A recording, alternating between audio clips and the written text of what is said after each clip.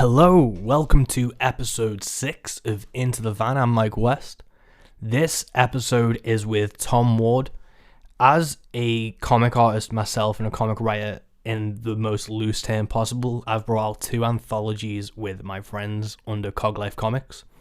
But as someone who's brought out comics in the UK indie scene, you know, the network of people and the wealth of talent in that scene is just mind-blowing. And Tom Ward is one of these people that truly stands out in this crowd. He's had Merrick, the Sensational Elephant Man, as his standalone title, run a ton of successful Kickstarters and built a fan base and a following off of this one book and one character, and it's just developed. I think it's up to issues 12 now with the most recent Kickstarter, and it's truly an amazing feat. So not only am I a fan of the book, but also his insights into Kickstarters and crowdfunding and building a fan base through those ways is really interesting. So whether you're a musician looking at crowdfunding your next album, whether you're a comic artist or a comic writer wanting to do it, whatever you want to do to build a fan base and most importantly cover costs. As a musician, I've always managed to keep my costs down by either selling comic books that I collect, artwork, and then it'll be pre-orders and things like that that'll help try and make me at least break even. So there's a ton of different ways you can create things and manufacture them, and yeah, there's going to be a cost involved, but if you can somehow downsize that cost through pre-orders or crowdfunding, why not? In this day and age, you know, everyone's independent, everyone's struggling, no one's getting that type of major label help anymore. So you really need to look at unique and interesting ways in how to bring in this money and minimize the risk for yourself. And I think that's something that not a lot of people want to talk about, because everyone has this idea of musicians as being the artists, the tormented souls who are only there to create art and music. But if you want to get your products at the end of the day into the hands of people who will dig it, you need to create physical products and you need to be able to market those things. And unfortunately, in this world, there's a cost involved in that. So to sit down with Tom was really interesting to talk about the comic industry as a whole. There's been some fluctuations in that due to the COVID crisis with the way Marvel and DC have handled it and how they've been in trouble themselves. So you see more major artists and writers actually going to the crowdfunding platforms, which is a really interesting thing to look at. So me and Tom chat about that. Tom is a really interesting guy. He's really opinionated in all the right ways. He believes what he says and says what he believes, and that is something to be admired. Merrick, the Sensational Elephant Man, you can get the first copy digitally for free if you go over to merrickcomic.co.uk, MERRICK comic.co.uk, and you'll be able to get the first one free, see how good a book it is, and then you can pre-order a trade paperback from it. You can buy the single issues, and it is really worth your time and energy. As a comic fan, I always try and push comics to people who may not be a fan of them. There's such a rewarding experience. If you like reading books, if you like watching films, there's a comic out there that would suit you. I know a lot of people say it's not for me. That's because, you know, the Avengers and the Marvel Universe has been this massive cultural shift, and a lot of people still think that comics is superhero based, which, you know, a lot of it is with Marvel and DC. But with the independent publishers or the smaller publishers like Image or IDW, there are so many incredible titles out there that you will definitely find a comic that you'll fall in love with. This episode today is brought to you, of course, by me, Mike West. The pre-orders for The Next Life have been really amazing. I've been so thankful for people who have pre-ordered and put their trust in me. I'm currently waiting for the test pressing, which should be with me at any point at the beginning of June, which I'm so psyched about. And to actually get to have a physical copy to play is going to be fucking unreal. If you like to pre-order and want a sample, I'm going to put a track now.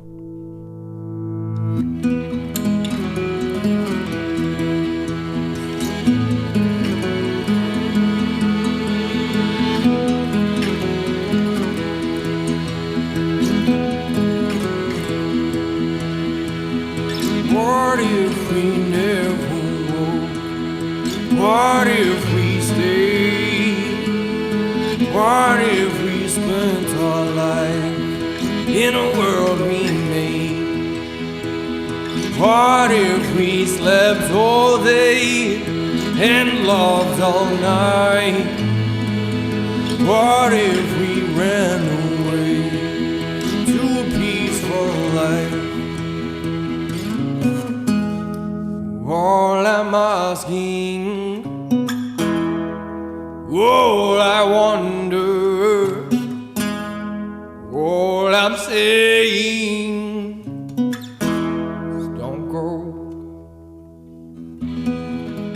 And I really hope you dig it.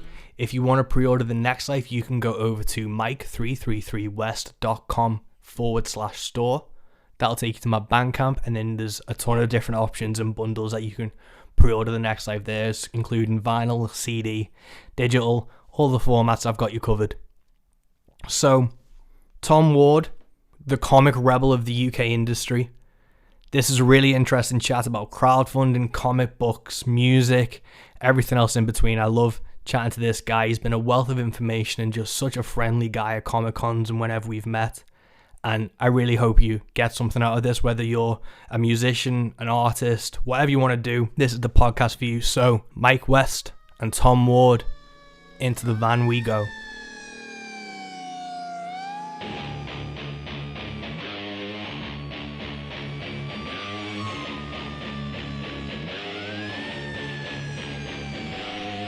Welcome to Into the Van with me, Mike West. Go!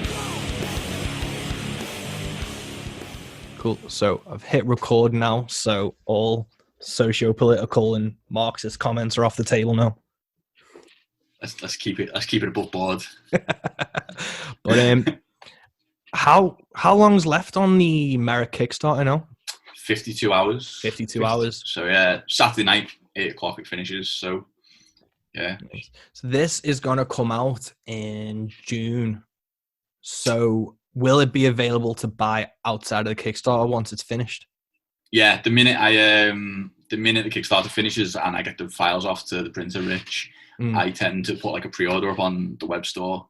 Oh, cool. Which is www.merrick.co.uk. So you can just kind of pre-order, and then that stuff goes out with the Kickstarter orders. Yeah. Just, you know, if you don't want to sign up for Kickstarter, you can just kind of like buy stuff through PayPal or whatever. Oh, awesome. I'll put that as a link because I did a podcast with John Slater, like my mate from Cog Life, and we were talking about you because there's this issue on Twitter now, and there's this debate about like the comics industry dying because of like Diamond like going under and the big two being under pressure. But I was saying it's the same thing as if like punk can't die as long as there's some kid playing a guitar in his bedroom. Yeah, of course. So like the comic industry isn't going to die. It's just going to change in a way. And we used you as a prime example of that because you've created this following through this book that you've completely independently published and created. Thanks, man. That's like, it's high praise. Like, but I mean, it's say when I was a teenager, man, and Napster came out and people were like, oh, Napster's killed the music industry. It's like, I mean, look, music's bigger than it ever has been. Like, surely, like the internet, it as far as I can tell, it just kind of levels the playing field a bit. You don't need to be in the know or know someone or have the kind of capital to kind of get yourself noticed and have the kind of marketing budget and PR. You can just do it from the grassroots, can't you? Like Diamond going under, like it just means there's only one distributor. It's not there. Like you can still distribute books yourself. Like you can still send books to shops. You can still send it straight to customers. It's it really doesn't affect anything. It's like, I think so when you see people talking, they talk about the comic. When they talk about comic book industry, it is like they're talking about the music industry to me. And it's like when people start trying to talk to me about like the big two and Diamond and all that, it's like it is trying to talk to like the Descendants about like the latest kind of like Boyzone record or something. It's like it's a completely different thing, isn't it? It's when you do things independently. I'm so unconcerned with like the main way of doing it because it's so far away from what I'm doing. It just doesn't affect me. Do you know what I mean? Yeah, definitely. I think that's a lot of people are like it's the end of comic books, and it's just they're the same people who think that like it was the end of the music industry when it came about because they only listened to the mainstream bands. But if they scratched the surface and actually did not even a deep dive, but they just looked outside of their own arse, they'd see what was available to them already. But with Merrick, so let's go through your origin story and how Merrick came about. Because is this 9 and 10 or is it no one's a double figures? 9, 10, and 11. But we've also done the crossover issue and the Treves one shot, which is kind of like a double length. So although it's got kind of double digits on the cover now, we've kind of been in double digits for a while, but it's nice to kind of officially be there as well. Do you know what I mean? Yeah. So I've got the trade, and I've got the last 3 issues, which I think goes up to 7. 5, 6, 7. Yeah. So how long? So when did Merrick start? What year did you guys put the first book out? First book came out on February 2014. So it's been a while. Like we were working on that probably for a year before it. So I had the script ready for a while. I think it was the first kind of full issue Luke had done, and we were just kind of didn't put like a deadline or anything on it. We just finished it because I knew I wanted to just give it out for free as a free download. So yeah, we just got it ready, built the Kickstarter page because I'd seen Kickstarter, and it just really piqued my interest because I saw like the thing about comics as well is you can gauge the general quality of a comic just at a glance, which is probably the kind of media is best for that. Like you can't look at someone's prose writing and be like, oh, it's probably going to be good or it's probably going to be bad. You can't look at like a film, you can't really judge it, but with comics I feel like you can really get a good grasp.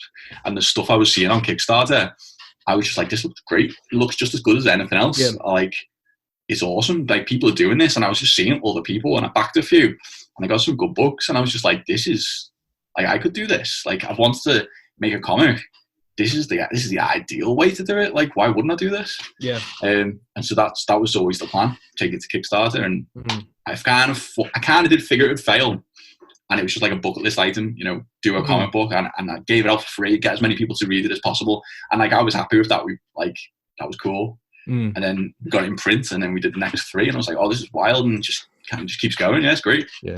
Nice. So where did you meet Luke? Was that an online thing, or did you meet him at a con, or? Yeah, just writers seeking artists, artists seeking writer kind of message, like common message board back in the day. I had someone else signed up for it, but they got picked up to do some like game design work or something. So they backed out, and I'd given them like a deposit, and then they gave me that back, and went separate ways. Like a bit disappointing, but at least it could have gone worse kind of thing. Yeah. At least I didn't have like half a book and like paid someone a load of money and then they just disappeared or something. So that was good. And then I had all the scripts done, and it just kind of put me off a little bit. I was on a bit on the back burner, just kind of doing other things. And then I just saw Luke kind of posting his portfolio to other people's ads. So I'm just like, this guy would be perfect for this. Send him an email with like, it's just like a little bit of a pitch. Like I've written this, it's kind of like this. Like, I think you'd be cool for it. Do you want to have a look at the script? Like, I kind of wanted to take it to Kickstarter. What was the initial pitch? Because I know if people are listening to this and aren't familiar with Merrick, what would you describe Merrick as? Or what was the initial pitch you pitched to Luke? I can't remember what the original pitch would have been. Probably been along the lines of kind of like a pulp reimagining of the Elephant Man as a superhero, but not like a superhero. So kind of using the same conventions as like superhero comics, but turn it into like a Victorian kind of pulp. More like an old school kind of thing than kind of what we think of as like modern superhero comics now. I think now we kind of like lean more into like almost like, I want to say like Bronze Age kind of superhero comics kind of thing, mixed with like the kind of pulp Penny Dreadful vibe that we got going on. Yeah. I know it gives me like Tales from the Crypt, kind of like when DC and stuff were doing like that 70s horror. There's definitely like a horror vibe. It was always supposed to be like, we kind of moved away from that, but it was like a horror pulp adventure. I just wanted everything that I liked in it. And now we've got to the point we've done so many issues, like we've kind of gone in different directions and done different things. So you can do a bit of horror, or you can do a bit of this or a bit of that. And I think that's the fun now, is because we have got like the fan base now and the kind of back issues and whatnot, that we can go in different directions, and we've got like a world that we can tell stories in rather than just limited to one story. So it's quite fun. Like we can do anything. We can do like a horror story, we can do just like an adventure story, a mystery, like a detective thing. We can just really mix it up. Cool. And what books were you reading prior to writing Merrick? Were there any like main influences from comics, or was it like, did you draw from other places like film or prose, or probably just like a big mashup of lots and lots of stuff. Comics wise, I was like really into. I was reading so much like Brian K. Vaughan stuff and Robert Kirkman. I was just reading, like, I just loved Runaways. I was just reading it all, like rereading it. Why the Last Man, Walking Dead. I was reading. I was well into all that. But I'd read so many superhero comics as well. You know, just over the years, you know, Spider-Man, Punisher. But weirdly, like, a lot of that doesn't really come into like what we've been doing, if that makes sense. Yeah. There was one comic that was kind of like a touchstone point that like me and Luke could talk about, and it's an old issue of Legends of the Dark Knight. So I had it in a Batman, like trying to see if I've got it on my shelf. No, I can't see it. It's yeah, I didn't realize it at the time because I was kind of at a point where I didn't really put names to you know, writers or artists. I just kind of like the series, that kind of thing. But it's a Mike Mignola Batman story where Batman is investigating these kind of occult murders, and he catches the guy in the middle of this ritual, and stuff happens, and he ends up in like a ghost world, in like a crypt. Yeah. And that just really stuck with me, and I think that was kind of like the vibe I wanted to go for, like kind of Victorian crypts and like, you know, weird Victorian magicians and wizards and secret societies and stuff. And obviously Luke's a massive Mike Mignola fan, so he knew exactly what I was talking about straight away, and he was like, oh yeah, I really like that issue. Like actually the cover to Treves is actually a bit of a that's, you know, our kind of take on it. I'm trying to think. It's Legend of the Dark Knight issue 77 or something. It's a great single one. Got it somewhere, but yeah, I'd recommend checking that one out. That was probably like our touchstone of everything. But other than that, you know, Indiana Jones is like a huge kind of influence on it. That kind of the world beneath the world that most people kind of don't know about, and you know, it's weird. Like, I've been thinking about this. It's weird that like I kind of think Indiana Jones is an underrated like film for what it is, because I know it's obviously Harrison Ford and it's like the peak of his career, but there's a lot of story and subject matter and how it's done that was really influential, but it kind of has been not overlooked, but kind of not given its due in terms of its aesthetic and things. Yeah, like it's huge, but like it's still underappreciated. Yeah. Like when you watch them films, like if you try and list off the story beats in like an Indiana Jones film, holy fucking shit, it's like stuff. Like Temple of Doom starts off in like a Chinese restaurant in a casino or something with these mobsters, and then they escape and get on a plane, and then there's a plane crash, and then they see these people in a village that tell them about this like cult, and then they end up in and that's like 10 minutes into the film. It's insane. Yeah. Well, like that, I always think about that now as well. Still, when I'm doing stuff, like that's the level of kind of stuff I want in an issue and in a book, because like you watch films these days, you don't get that. Like there'll be like a few beats. Yeah. Like I want like beat. And then and I think that's what I love about like Indiana Jones, and there's like the old Hammer horror and like the old B movies where like the Incredible Shrinking Man, he gets hit by the like the powder or whatever in the first 5 minutes, and they don't ever explain what really happened to it. They just go, this is what's happening, roll with it. And a lot of films, they need to, like, they always think they need to explain it, so the first hour is leading up to what's actually going to happen. Well, and that's what I try and do with comics and things, is it's just like, just straight away get into it and get the action rolling. Yeah, I think that's my personal, I would say my style's got like more compressed as we put out more issues. Like the first issue story arc was like 4 issues, and now I think I would compress that down even further, because I think I was kind of probably influenced by the comics I was reading at the time. Was all stuff where it's like 6-issue story arcs and it's kind of written for trade, and like that's fine, but like when we're paying for everything, you know, we're kind of, you know, self-funding it and stuff. Yeah. It really is important to just get as much as possible on the page. Like I just want to be as economical as possible, to the point where everything's just like, I want everything to have a point to it. There's there's no filler. I just want it to be like bam, bam, bam, bam, bam, and that way we can get more issues out. We can get through more story. I've got like an over arc for this. The more like issues we put out, and the more kind of we were building the following, and the Kickstarters were happening, it was like more and more likely we were going to keep going. I was like, I want to get to the end of this now. Yeah. Like it's not just something like, okay, cool, like we did that was awesome, and it is. but like it's like it'd be really awesome to get like to stick the landing with it. Thing, yeah, exactly. If we could get to like 30, 40, 50 issues, have a whole over arc, like that'd be wild. So by getting more in, obviously we can't produce 12 issues a year. So the more we can put into an issue, the more story ground we can cover, and we can kind of get through it, which is not rushing, but just making it as compressed as possible. And obviously people get more value when they're buying a comic as well, rather than just like flicking through it in 5-10 minutes. It's like, you know, you've actually got a bit of substance to it. Yeah.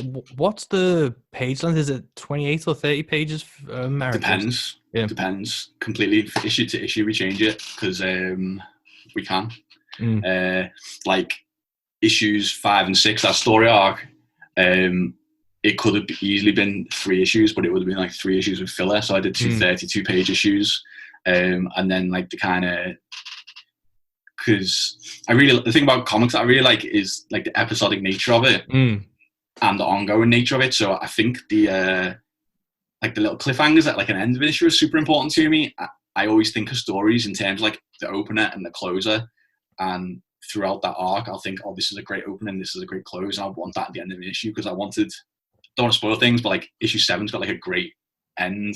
It comes into like a great end for like issue 8. So I was like, when I knew this story, I was like, that has to be the end, and this has to be the beginning.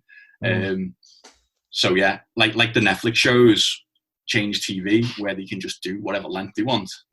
It's like I'm not bound by the rules of anything else, so we can just do whatever fits. That's so good, and I think that is such a great example of what the comics medium can be, because people can do just single page comics that can have an emotional weight, and then the same thing can be done where it's like, well, I can do any length I want to tell the story I want to do, and it's just this like pretty much limitless format, a limitless medium that I really enjoy.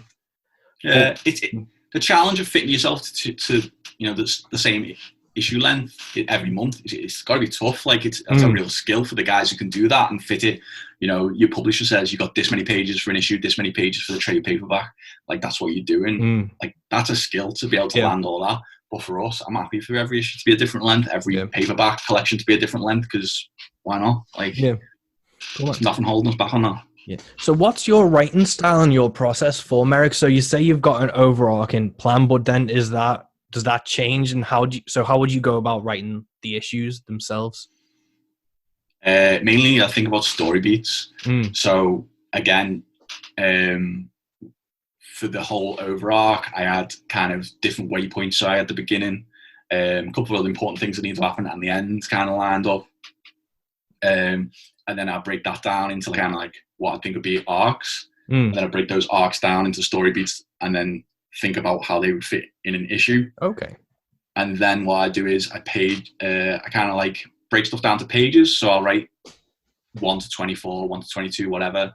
And I'll put the story beats on each page, see how it fits, and then try and write around. Basically, I kind of just get the bare bones down, get a really good foundation, and everything else just fill in the blanks in between those kind of story beats. Cool, man. So, like, because I was saying this, like, my kind of writing process for it, but I've not done nearly as many issues or as length as you. Is what I kind of do is I do bullet points, and then those bullet points like numbered, so they're the pages, and then I'll go in and break that down and try and incorporate to make sure page turns count. So it's like the different reveals and things, and it's a really interesting way that people do it between like the planners and the overarching things to actually breaking down an individual issue. Yeah, that's almost exactly what I do. I before I even start writing, I'll set a spreadsheet up, and I'll put the page numbers, obviously, and you'll be able to see which is a left side, which is a right side, and then I'll put which beats I want in each cell in the spreadsheet. And I often write like completely like non-chronologically, so I won't start on page 1 and work my way through to the end. I'll kind of look at the spreadsheet, look at the beats, and I'll be like, well, what kind of scene am I excited about? Like, I'll write that, and then the more clear I can kind of visualize it in my head, I'll get that down, and I'll get it down, and then I'll be like, right, cool, and then I'll colour that little cells in green, and then I'll move on to the next one. And if I get halfway through a page, I'll make it orange, and then I'll just keep cherry picking. And then I find I'm not just staring at a blank page trying to figure something out. Cool. The more I get done, yeah, the easier the rest is to fill in, because that'll often lead to more ideas. And it makes it easier. I don't ever get stuck that way, or that's the plan. Do you know what I mean? Yeah. Sometimes you still get stuck. Yeah. And have you had the ending like written or planned? Like, do you know where you're going to be landing throughout this, or has it changed at all through your writing process? The ending's very solid, Mm. but there's space to stretch or compress kind of thing. So we have had different ideas. Like, I think the one we're on now was just, as I was writing the other stuff, I was like, oh, this would be great. And, you know, I've got like a sliding scale of stuff. I can't put extra stuff in, or I can probably sacrifice some stuff, but there's a few things that need to happen, and the rest is like, I can just play with it in between. Nice. But yeah, I always write for full story arcs as well. I know a lot of people write like an issue and get the artist going and then move on to the next issue. Like, that's crazy to me. Like, I'd be such a mess. I'd paint myself into so many corners. Like, if I do the whole story arc, you know, I can put like foreshadowing in. If something, if I find something and it's like, oh, that's weirdly like symmetrical or something, I can work that into it. I can mold the earlier bits to fit the later bits, or fit the later bits to fit the other. So I kind of like to be able to take a step back and look at it as a whole before I send it off. Like, ideally, I'd probably write like everything, but like, I just don't have the time to do that. But like, if I did another long series, say I won the lottery and I wanted to do like another 40, 50 page series, I'd write the whole thing. And then think about getting art done for it. But, cool, man. I mean, it's probably not cool. It's probably like horrifically OCD or something. But like, I think especially when it's like, it's one creative team. The thing obviously with like Spider-Man and Batman is there's so many creative teams that like swap and change that you can't really have this overarching thing without like one consistent editor for a long time. But to have such a like creator involved and create their own process, I think it lends itself to that type of format where it's not just OCD, it's like truly caring about how it's going to go and not letting other people kind of dictate what's going to happen. Oh yeah, if you're doing just like one story, that's the thing with like a lot of mainstream comics and superhero comics. It's a bit like a sprawling mess. Like, everyone gets to add their bit, and it just kind of grows outwards and bigger and bigger and bigger. But with like the image books, it's like it's more like a straight line, isn't it? Like, it's kind of one direction and one creative team, or like, you know, there's generally going to be a leader on the directive team, because artists can change or writers can change or whatever, but there'll be like a definite direction. So it's a bit more like going one way rather than just growing, which, like you say, it's just a different thing. It's just a different vibe. Yeah, definitely. And with it being kickstarted, and obviously you tailor conventions and things, what do you think the percentage of your audience has come from which? So do you think you've got a bigger Kickstarter and online following to conventions, or do you think you pick up more people at cons? Probably a bit of both, to be honest. When I do cons, I do get a lot of people who come up and just say, oh, I got the book on Kickstarter, like, I really liked it. And it's really nice that they you know, go out the way and take that time to come and tell you that you enjoyed it. I think the paperback, once we got to the first paperback collection, that made conventions so much easier, because it meant we were in for a chance at actually covering our costs or even making a little bit of money. That was just up to then. It was just selling single issues at a convention. It's fucking hard work. Like, it is. And it's almost impossible to cover your costs unless you've got, I'm guessing, a lot. But once you got the paperback, I think people, it's different kind of readers, aren't there? And a lot of people go to a con, they see one paperback and we charge a tenner, and that's just an easy buy for a lot of them. It is. So I'm looking forward to getting the second paperback out, because hopefully I'll do another round of conventions and that'll just kind of go out. Yeah, having a volume 1 and 2, because I think that is the risk with kind of Kickstarter comics and those small press things, is it can be a great issue 1, but again, if it's only, you know, say 50 pages at maximum, you're only getting half a story or like a fifth of a story. And then it's like, well, when's the next one coming out? And it's like 20, 45 or whatever it is. And then it's taken so long. If you've got like a trade that you can just have straight away with like a good chunk of story, and it's so much better for a fan. Definitely. And it's like you say, so many books, they'll just be a 1 and then that'll be it. Yeah. And like, it's hard to make a comic. It really is. Like, it's hard to make a single comic. And then once I think people have more, you know, when you got more, people are like, oh, there's 2 issues. Oh, you see it as you put out more books, and the reaction is like, people are like, oh, 1 comic, and then they'll be like, oh, 2, oh, 3. oh, this has got 4. Oh, there's a book. Oh, okay. And it's almost like, because other people have had faith in you to do that, you get like a bit of a snowball effect. Other people become interested. I certainly hope that's the case on Kickstarter. You don't see many comics up to like issue 10 or 11. No, it definitely gives it like that sense of legitimacy to it, and that like weight to be like, oh, these are properly invested in this story, in this arc. It's got to be good to get to 12 issues. Yeah, and there's going to be a payoff. Hopefully, people think, because I always try and keep each arc I try and keep it so that if something did happen and we didn't make any more issues, like each. Because we do it by arcs, it's like at least you get a nice story. Like the whole thing might not finish, but like that was fun. This was fun. That was fun, and you can enjoy it like as its own sections as well. You know what I mean? Yeah. And do you have anything like in the event of your untimely demise that it gets released, so you've got an ending to it? Oh, should I do that? Like I've got like just random scraps of papers, like just everywhere, like old napkins folded up, like just notebooks scribbled in of just like the ravings of a madman. Should I put it in my will? Like my girlfriend has to release this to the world. Just schedule a post and keep moving it back every month or whenever to just be like the last page of the book. Yeah, the final page of script, I'll put it on a kind of time post on Facebook or something. Yeah. Well, with Kickstarter, you're one of the most, not like vocal, but you're a massive supporter of Kickstarter. What do you think is the key to running like a successful campaign and actually getting people to get involved and engaged in supporting a new book? Right. So I like so many people at cons, especially, will ask about this, and like I'll always tell them the same thing. Like I think Kickstarters, you don't have to overthink it. Like it is quite simple. Like I think there's only a couple of things that can genuinely, I believe, can make any book a success on Kickstarter, and that's like have a good quality book, like have it looking good, as good as you can get it. Like don't like get if your lettering looks a bit, get a letterer. It's worth the investment. Have a realistic goal. Like when I look at a Kickstarter page now, I genuinely can tell if it's gonna make it or not. And like first one is if someone goes, oh, take a look at my Kickstarter, and it's like £40,000. It's like it'd be nice, but you probably ain't getting that. You're certainly not getting it on your first one unless maybe you've got an incredible book and it just hits the right retweets and the right people see it. Like maybe, but like I wouldn't bet on it. Reasonable priced books. So I think like when you see people are doing it, aren't they? Like you see like the Indiegogo guys and they're selling a single issue of a comic for $25. Yeah, and like it's ridiculous. That is wild to me. Like I don't know how you could do that to like fans or whatever. Yeah. Like, it's crazy to me.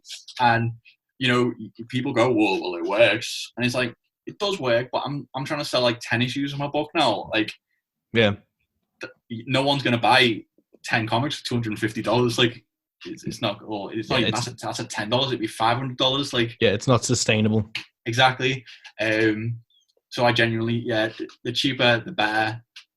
Like it's nice to get money, but why work so hard on something for no one to see it? Like that. That's the heartbreaking thing in it. If you go to a con and you see some kid with a book and they've like fucking sweated over it, and they're like, "Oh, I don't believe in digital comics because someone might pirate it and it's £10." It's like. It's a lot of work for not many eyes, isn't it? It's crazy. That's the thing, man. And I kind of view it as the same as music. It's like if they truly believe in it and they truly want to support you, they'll buy it, because it is always people buy people. So and that's what I really like about you. Put your first issue out for free, and it's still free to download on your website. Yeah, of course. Yeah. That's what I was going to say. Was another point is if you can do that. Like I would attribute so much of our success to putting that first issue out for free, because it's like I said before, you can kind of judge a comic at a glance, but you can't really know. But like it might look great, it might seem really cool, but if you can read the whole first issue, you've got an idea. Is the writing any good? Is it ticking the boxes of the things that I'm into? You get a better, fuller picture. Just things like if you can read a full issue and it's not riddled with spelling mistakes, and like some people, like, it's crazy to me that they don't seem to proofread their books and stuff. And it's like, if you haven't taken the care, if you've taken the care to do it, and people can see that you've taken the care to make this thing as good as you can make it, then they'll have faith in you to not fuck up the rest of it. Like, if you're not going to spell check your script, like, holy shit, are you going to be able to send the files to a printer and not have it like turn up completely wrong? Like, so yeah, like putting the book out for free was a big thing that I would say. And if I could do every book for free online, I genuinely probably would. But like, yeah, we are funding it ourselves. I do pay Luke a page rate and pay Mika a page rate, and obviously the printers and so much of it just goes to postage straight away. Like, so much of it goes to postage straight away. It's wild going into the post office with like a drop and go card and being like, could I load £1,000 on that? And then they're just like, oh, there's an £800 limit. It's like, well, I'll be back tomorrow then. Yeah, that's crazy. But yeah, if you're an artist and if you're like one person making a book and you know you make it in your spare time, you got a job or whatever, if you can put your first issue out for free, shit, you got so much of an advantage on everyone straight away, because it's so much easier to say I made a comic, it's free, check it out, than it is to say I want to make a comic and I have some money. Like, that's the difference, really. Like, you're offering something rather than asking for something. Yeah, definitely. I've always kind of viewed this with my music where it's like, if it's digital, I don't really give a shit about the price of it, because to me it's not really real. It's like, it's just files on the ether, so I'm happy to send it to people as much as I want. That's why like my first EP and everything's free, just because I like to be like, the only thing this is going to cost you is 17 minutes of your time, and it's a digital file anyway, so it's not going to impact me in any way, shape or form. The physical copies are where I need to kind of recoup my costs back. And it's really interesting to see how people still hold on to that digital thing. It's even on like Comixology and like the main comic book, like digital things, where they're still trying to push the same price as a physical copy. It's wild to me. Like, Comixology trying to charge you $5 for a digital comic. Like, I assume you would make 100 times more sales if you were charging £1. Like, and especially something like this, where like you want to get your fan base as big as possible. Like, it's better to have 100 people paying £1 than 50 people paying £5 a show. Like, it's crazy. Whatever. Like, and it was the thing you see people so worried about, like, on the internet, like, well, people might pirate it. It's like, yeah, they might, but like, they might like it and buy your book. I don't know. Like, it's not really a concern that I have. No, piracy is like a really like double-edged sword, because it's kind of like, people have worked on it, money's been put on the table for it, and people have invested. But would you rather, like, it's like what you've been saying, it's would you rather put all this money and time into something and no one see it? And then if one person pirates it, shares it, and word of mouth comes down the line, then is it kind of worth that breach of like the piracy and copyright and things? And it's not obviously not advocating piracy as a musician, because it's seen what Napster and everything did to the industry back in 2000s. But their ineptitude in reacting to that and seeing what was coming is almost as much of to blame as the actual thing itself. I mean, I've got like a big CD collection. I've got a big CD collection. I've got a big record collection. I've got like, I spend a lot of money on music. Like, I go to a lot of gigs, go to a lot of festivals. I got into music from Napster. Like, that's I wouldn't have even found out about half the bands existed unless I was on the internet. Like, because at the time, I think some of the people making this argument sometimes don't remember the world pre-internet. Like, if you could only hear what was on the radio or see what was on the TV, you're only getting what's like getting fed to you. And when I was a kid, I was like, this is shit. And then like I heard like a couple of bands, and then I was like, on Napster, I was like, oh, this is cool. And then you find something else, and you're like, oh, this is cool. And then, oh, I like this kind of music, or I like this. And then before you know it, you're like, I'm gonna buy all this. I bought the same, like, I've downloaded records when I was a kid. I've bought them about fucking 4 times since. Like, every release they put out, like, go and see the bands like 20, 30 times. Like, I remember doing this. I had like this Dead Kennedys track that always cut out 30 seconds at the end, because the LimeWire seeder or whatever had cut off being able to download it. So I had like a load of songs that just had the ends missed. So then I had to buy the records to know how the fuck the song ended. Nice. But yeah, I discovered so much stuff like that. And obviously Spotify and stuff is kind of like that now. Is a way for people to discover things. And that really, I do think it levels, like, obviously it's shit that Spotify are making so much money because they're getting a little. It's almost like legalized piracy, isn't it? They're taking like a little bit of cut of every download, and they're giving a little bit to the artist. But because they're getting a bit from everything, like it all adds up to be. It's like the plot from Superman 3, is it, where they get the remainder on the the money, and that's why they're making money, and they should be giving that back more to the artists. But the fact that you can get, like, anyone can just share the music, and anyone can just listen to it. You don't have to get it on the radio or something. It's got to be a big help, hasn't it? That you can just send a Bandcamp link or a Spotify link, and people can listen to it and see if they like it. Especially since you can link kind of like your page and things to Spotify now, so it's like it is just another promotional discovery tool, really, as opposed to where you should really consume your music. But like, because I've found so many great bands from it, and it's also I've found bands to not waste my time with, because it's like, oh, these might be good, and then I'll listen to them, I'm like, no, it's okay. Yeah, skip that one. It really does. It means your album's got to be good. You can't just have like a couple of good singles. Like back in the day, you're like, oh, I like these singles, and you get like the album, and you're like, oh, like, bit shit. Now you can listen to the whole thing and be like, oh, great. But it's just a way to feed stuff to sell like nicer items as well. Like, I think it's probably helped vinyl sales, hasn't it? Because you get like a nice item. You like the thing, so you're willing to spend the money on like the nice put together item, and you get gig notifications and like you say, as a PR tool in it.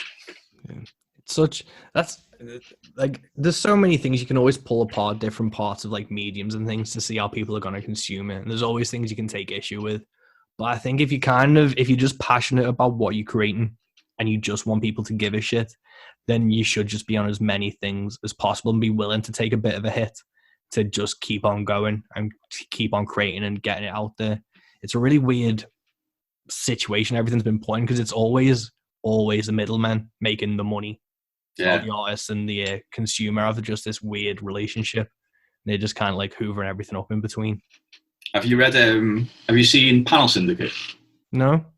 Brian K. Vaughan's digital comics thing. I've seen it, but I haven't. He put Private Eye out on it, which is brilliant, and all the books on it are in they're like kind of pay what you want. So you can put like $0 in, or you can put £1 in, you can put whatever you want in. But there's just a new one launched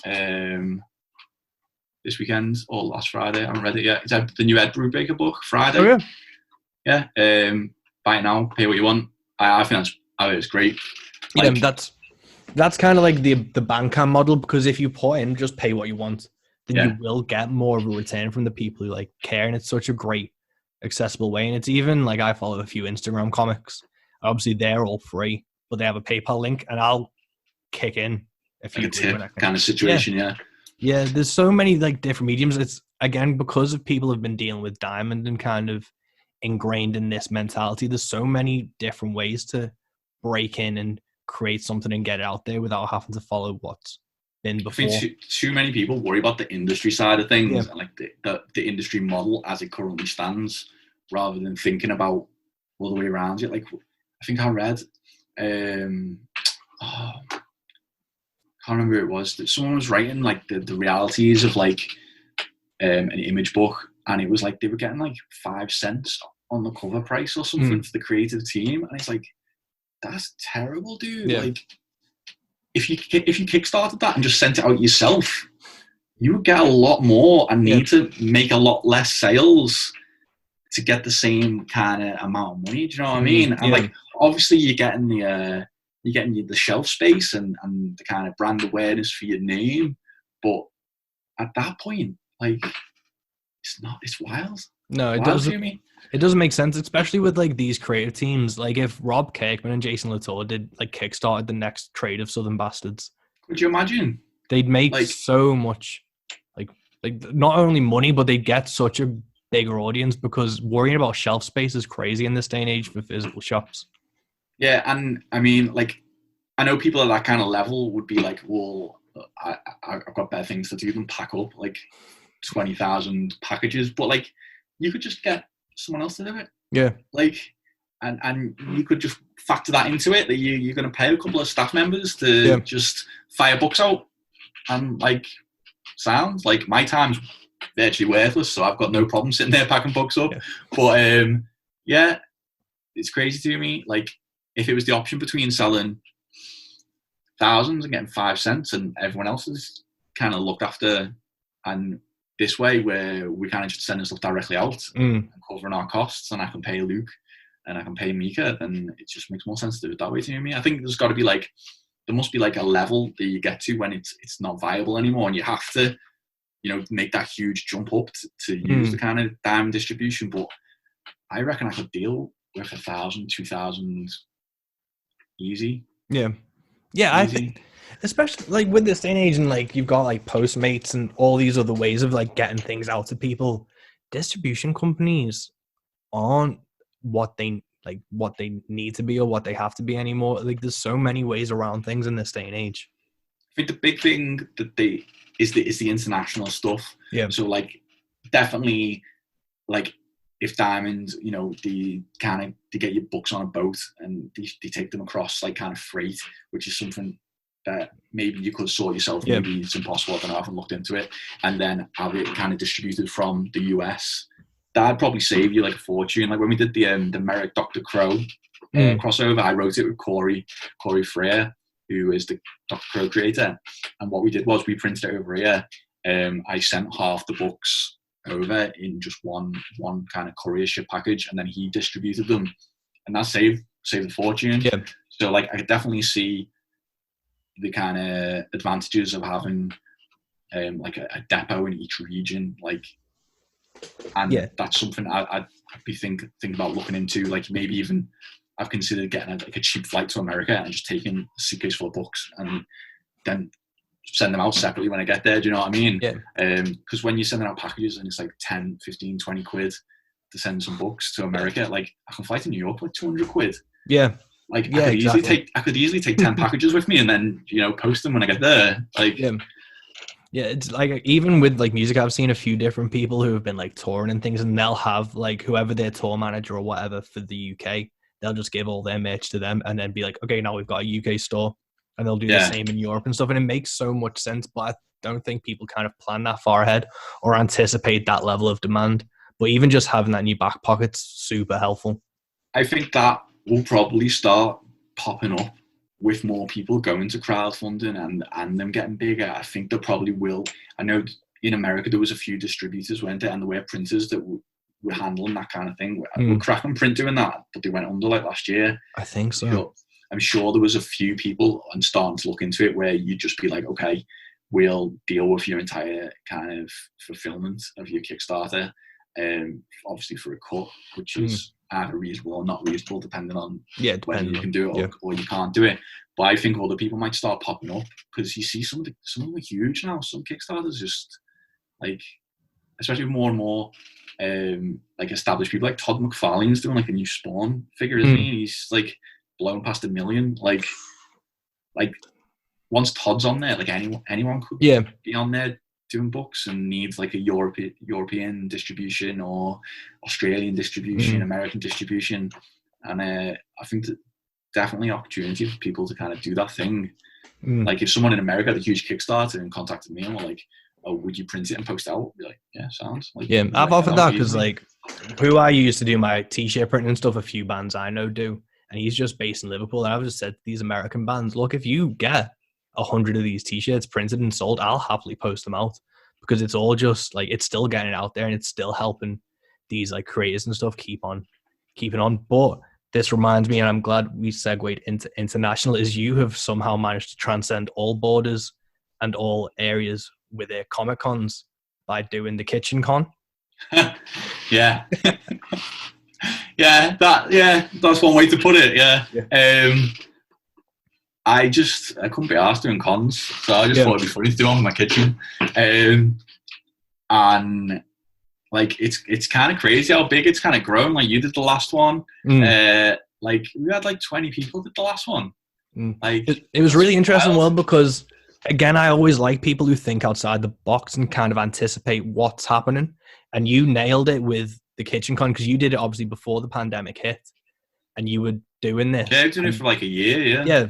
So then this hit, and a few people have been like, "Oh, maybe we should do an online Comic Con." And I was just kind of like, looking at you as like this trailblazer who then was like, well, we've been like, it's been happening before. I felt forced to do the last couple because, like, obviously I was doing it, and the people were like, "Oh, there's a pandemic, all the cons are closed. Are you going to do one? Are you going to do one?" I was like, "Yeah, I suppose so." And like, other people are doing it. Other people started doing it. You've got to do one. I was like, "Okay, we'll do another one." So with the first one, was it like, but just out of like it's kind of like tiredness of doing comic conventions that you decided to do that? Or was it just? Yeah, I think it was the same weekend as an MCM, and like I think someone said, "You go," and I was like, "I'd rather be in my kitchen, mate." And so I was like, "Would it be funny to set up like my stuff and just like live stream it?" And I was kind of going for like a proper Curb Your Enthusiasm, like cringe fest for the first one of just me like just staring into the camera, just being like, "Oh God, this is awful." But yeah, it's quite fun. It's quite funny, and I do kind of like that because like when people are just like, "Oh, we need to get more people into comics, we need to get more new people into comics," and then I just find there's such a barrier to entry, especially like monetary. Yeah. And it's like, you want to get more people to comics, but you're charging like 20 quid to get into your convention or something. Like, it's wild. I really like the Lakes International Comic Con Festival just because you can go to the comic clock tower and go around and see the exhibitors for free. Because like, I'd rather pay more for a table and have it free for like people. That's such like an invaluable kind of thing to have, like a free entry thing, because that's what Oldham Comic Con did.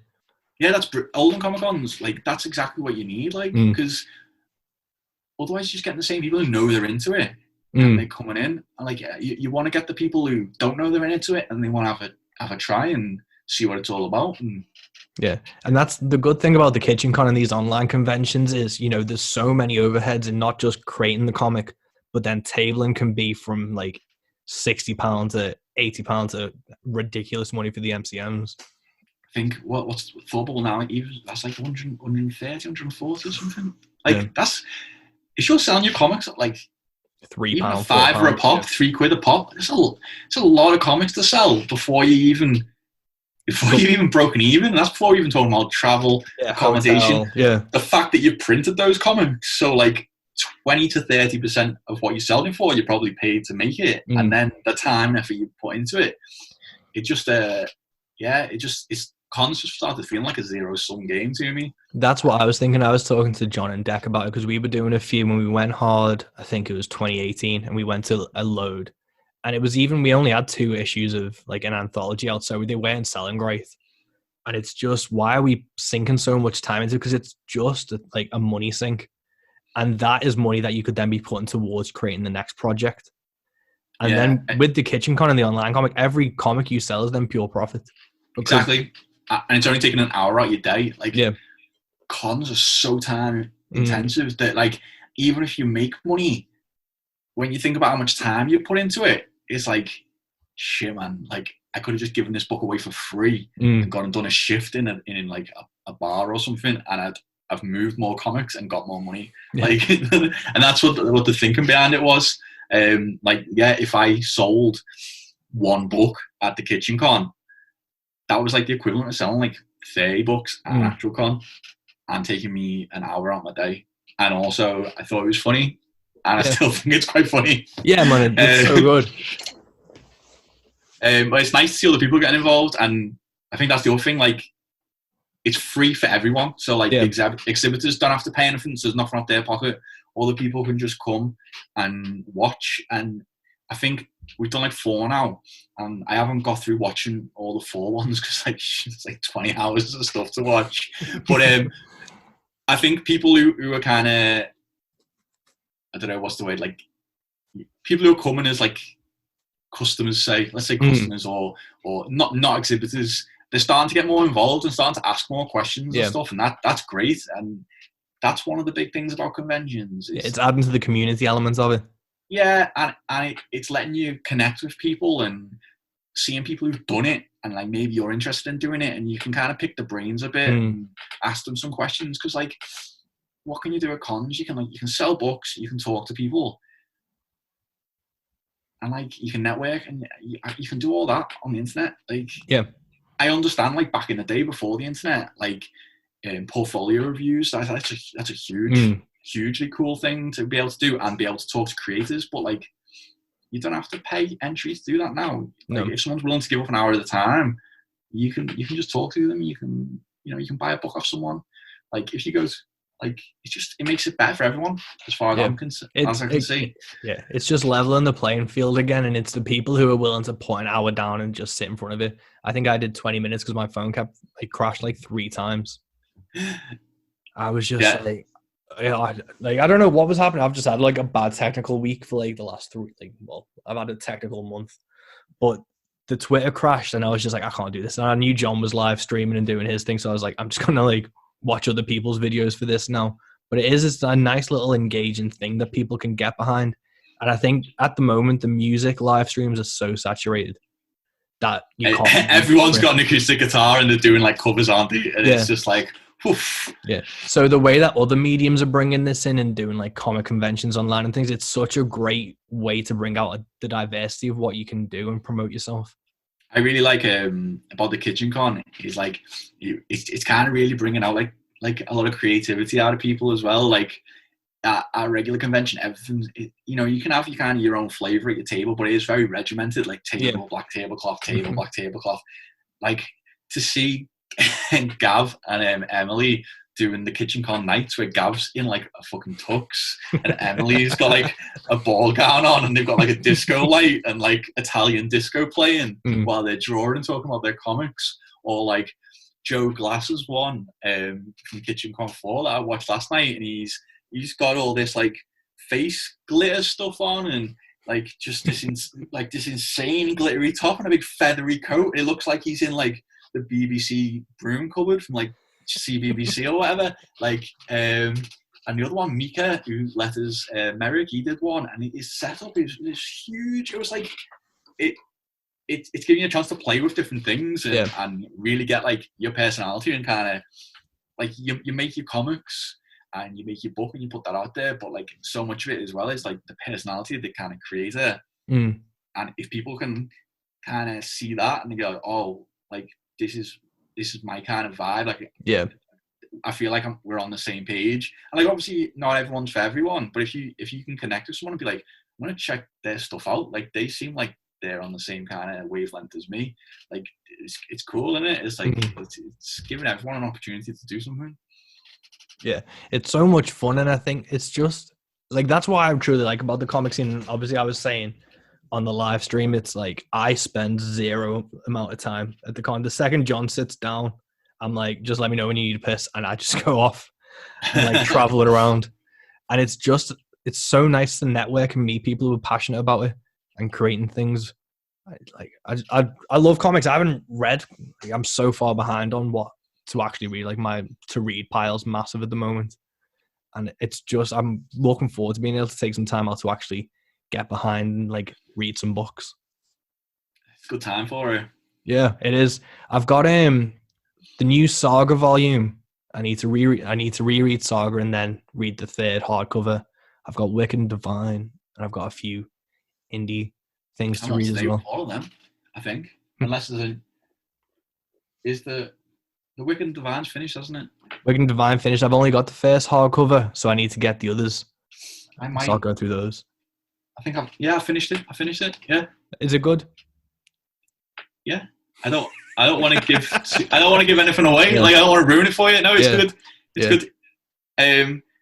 It gets a bit like there was some of it I didn't gel with me that much. Like there's like an issue where they get the kind of Kieran and that get their mates to write like or like get his mates like interview him as he's the characters, which is kind of fun. But like, if I read it again, I'd probably skip over it. Yeah, it's a fun little meta thing. Is there anything you're reading at the moment or anything? I've just finished reading The Invisibles by Grant Morrison, all 3 volumes of that, which was pretty heavy.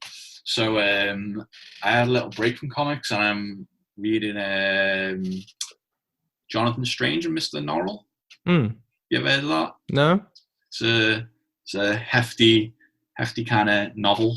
Really? It's really good though. It's got a really nice writing style. Let's see who is it by. There was a BBC adaptation ages ago about these 2 like magicians.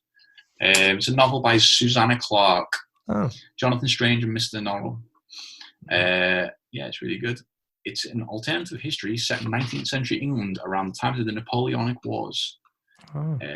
Its premise is that magic once existed in England and has returned with two men, Gilbert Norrell and Jonathan Strange. But yeah, that's like a 1,000-page book. So Oh, really?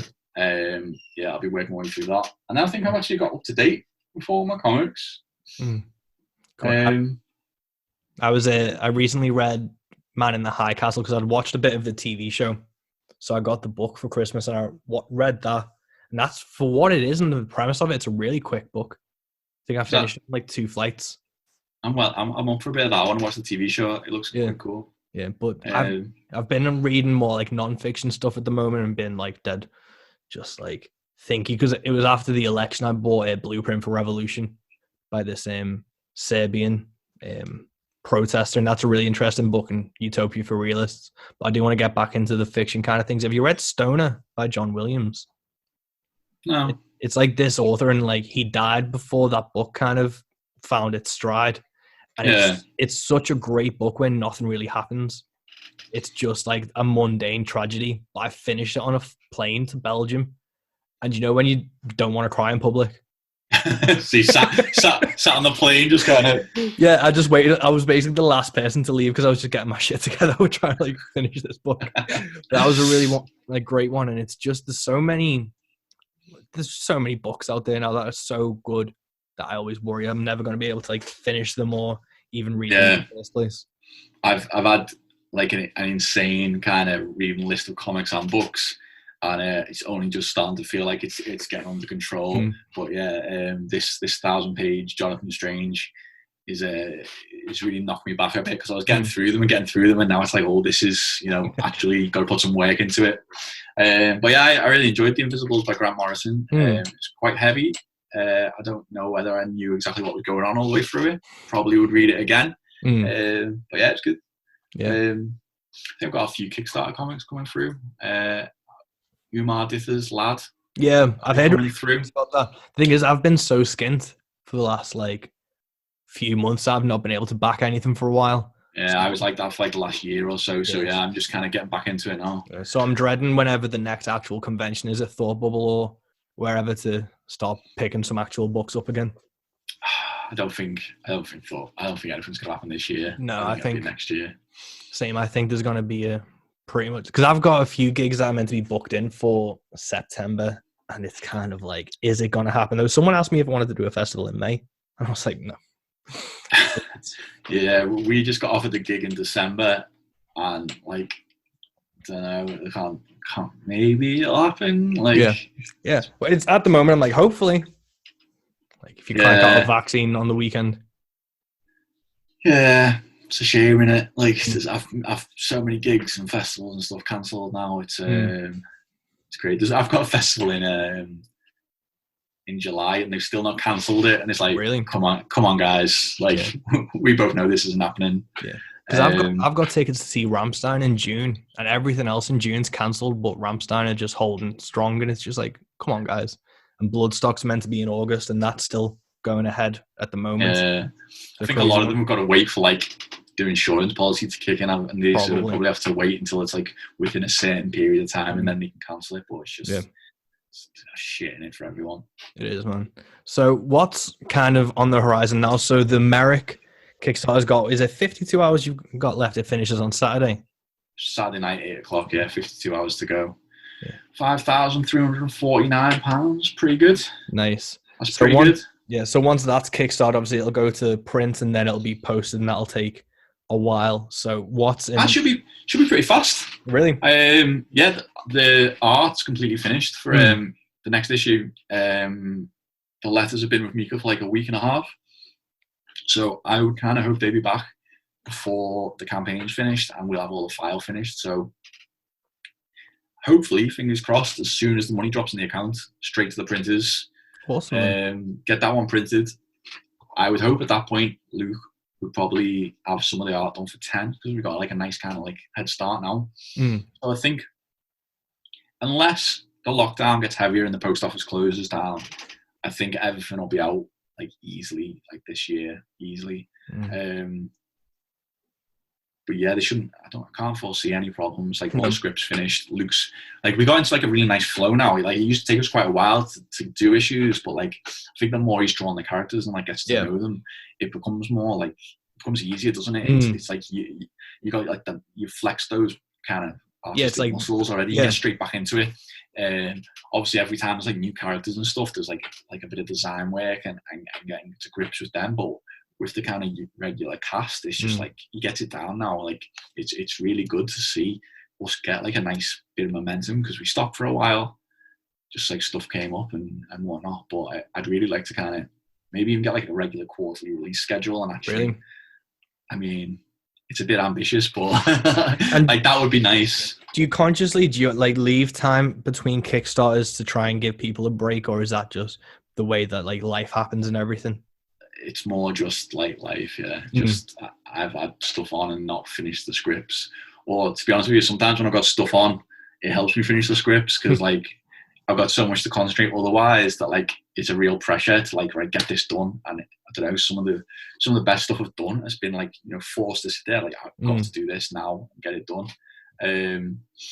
But yeah, I kind of, because we do the arcs and we send the books out, it's like almost like people are kind of jumping on like a little bit of a subscription kind of thing. So it's almost like they back it, and then I like to think they kind of forget about it, and then they get like a little comment comes through the post, and then like a couple months later they get like another little comment through the post, and like, oh, I forgot about this. And you know, hopefully like people are like, oh, I'm looking forward to this, and you know, it comes through, because it is one of the nicest bits is when, you know, stuff arrives and people like take a little picture of the book and tweet it to you, and like, oh, got this, looking forward to this, like I really like this. Like that's one of the best bits, isn't it? Yeah, where like, people are like taking the time out to be like, oh, this is something I've actually been looking forward to. I really like that. And it would be nice to like, I'm probably going to get a bit of a head start on the script, so I would hope by the time issue 11 gets out, that we'll probably have something ready to kind of get back on it. But we want to do the volume 2 trade paperback as well. So that'll be a Kickstarter, an opportunity for people who kind of wait for the trade paperback or prefer like the comics that way, which is sound, it's fine. So that'll be fun to have a second book as well. And then I've actually written like a full little mini series for like another spin-off, like in the Merrick world. That I'd like to do next, maybe. I just got dead excited about it and just worked on that and finished it instead of what I should have been doing. So I just need to finish editing that, and that's like 3 or 4 issues. Like, it's hard to explain. It's like, you know, back in the day when they had like the seances and stuff, like, and it was a big thing, and there was a lot of women who did this thing when it was like they could manifest like ectoplasm was like one of the big seance tricks, and it was often they like, I think some of it was like they eat tights and stuff and then like throw them up, and like it's pretty grim. I was reading a book about the life of Houdini. It's here actually. It's got all my notes in it. So Masters of Mystery, the strange friendship of Arthur Conan Doyle and Harry Houdini. Like, this is such a good book. Like, it's such an entertaining story to know that it's some of the best stories are real, aren't they? Like, that's a great story. It's weird how the timeline is like, it happens because you kind of associate all these like historical figures as being separate from themselves. But Arthur Conan Doyle and H.P. Lovecraft did kind of like fan fiction of each other. And then Lovecraft did a story about Houdini, but then Houdini was like one of the like Conan Doyle's. He ghost wrote it, didn't he, for Houdini? But yeah, Houdini had a friendship / like they were kind of frenemies, I guess, with Conan Doyle, because like Conan Doyle like kind of went off the deep end and like got really into like spiritualism, and his dad, I didn't know, was actually in an asylum. His dad was like obsessed with like fairies and shit. Really? And and he'd done all these paintings and written this book about like fairy abductions and like a fairy world, and like obviously that was wild. And then Houdini was just like, you know, he was an escape artist and an illusionist and a very smart dude, and he got really interested in this kind of idea of like life beyond death and all this kind of stuff, and started investigating it. And he was just like, yeah, I've seen all these tricks in the circus, like this is not real, like this is bullshit. It's really fucking amateurish actually. And Conan Doyle kept trying to convince him. He's like, no, this one's real, and Houdini be like, is it? And at first they're like friends, but like as you go through this book, it's great. Like get towards the end, like they kind of hate each other because like they just like like Conan Doyle just really wants it to be real, and he wants Houdini to admit that it's real, and Houdini's like, it's not real. Like I could do all these tricks, and just the characters that they get involved with, and the people running the seances and the mediums, it's just crazy. But anyway, one of the big things was this manifesting ectoplasm. So I've got a comic book character who kind of does that, and it becomes like a Victorian space adventure. Oh yeah. Yeah, it's wild. Like it's cool. Like I'm looking forward to doing that. I'd like to do that next, and kind of expand what we're doing, because we've done kind of a few little spin-offs, and like, that's so cool, man. With different things, like I like what you guys do, because it's still grounded in these people did exist.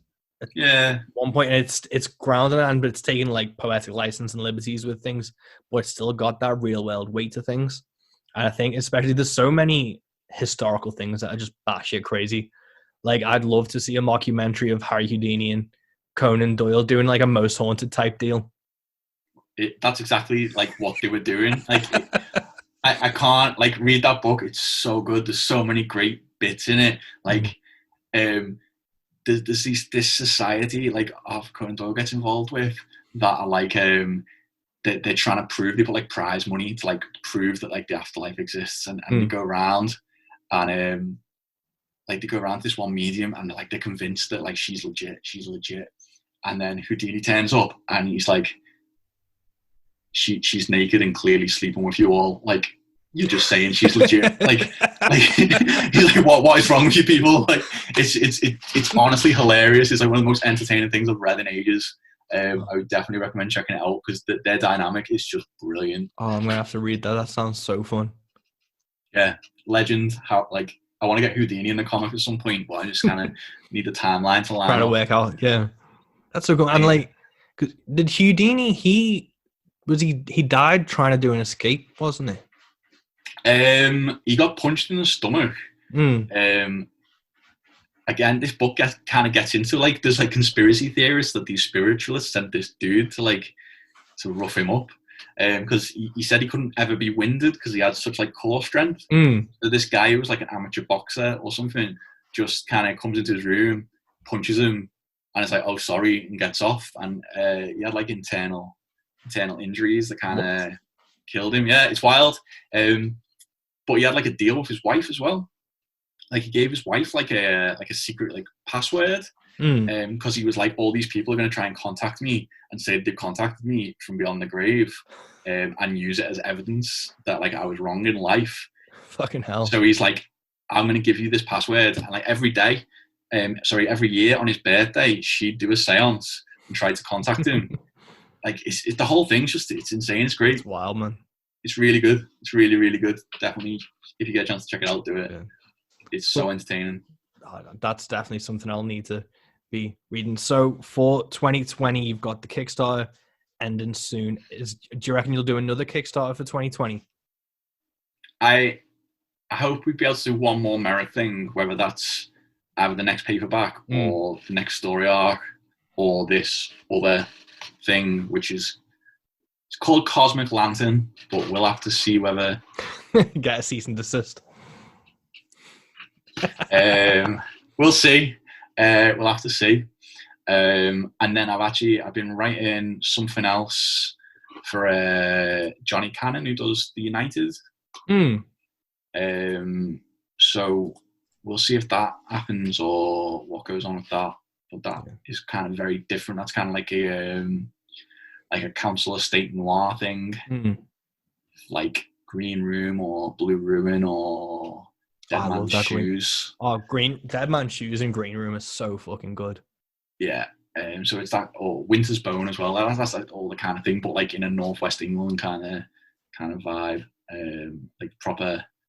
I wanted to lean into not doing American stuff. Do you know what I mean? Yeah, that's like, what I really like about like that's kind of like 2000 AD and like you and stuff. It's like British creators doing British projects, which sounds like a horrific slogan for people.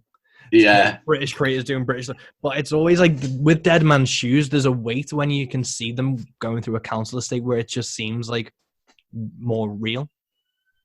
Yeah.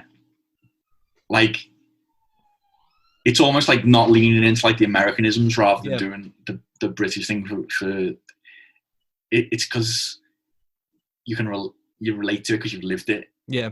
You know what I mean? Like it like I wonder if that stuff translates like badly to like Americans because they just like it's a very different way of life and a very different vibe, and I don't know, I think stuff gets so homogenized. I don't know whether people like realize that. You know what I mean?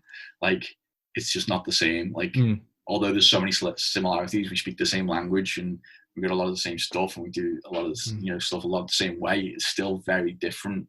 Yeah. Like I'd hate and I'd also love to see a Dead Man's Shoes remake in the States and see what they actually did with it. Yeah. Because the story itself is phenomenal. I'd like to see how they translated it across. Yeah.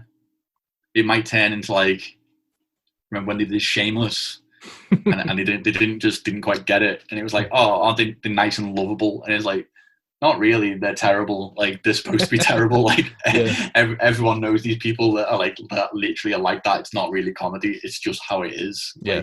Like, I don't know. They try and keep it like heartwarming, don't they? And they always need that like tearjerker moment at the end. Yeah, but I like the idea of not trying to lean into writing all stuff in America because it's bigger market or whatever. Yeah. Like keep it kind of grounded to personal experiences and stuff.